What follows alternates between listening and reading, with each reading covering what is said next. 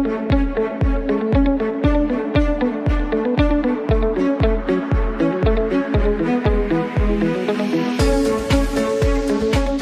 бурталдуу окуяга 8 жараныбыз катышкан болсо, бүгүн арабызда 4 жараныбыз бактылуу өмүр сүрүүдө.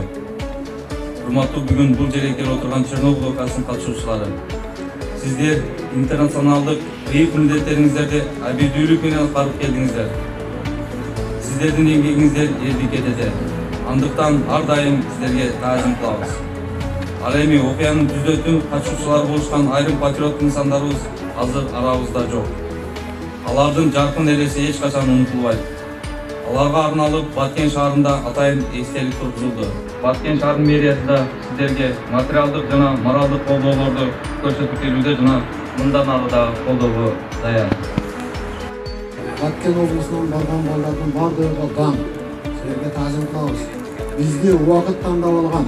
Биз бардык, жасадык деп эч кандай милдет кылбайбыз.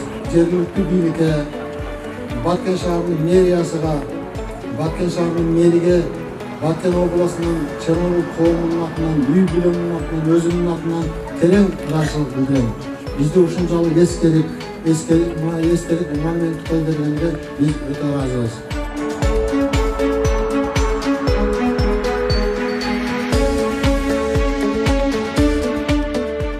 Жер шарыны сактап калган аламаттан жалпы журт өзүңөргө таазим кылар.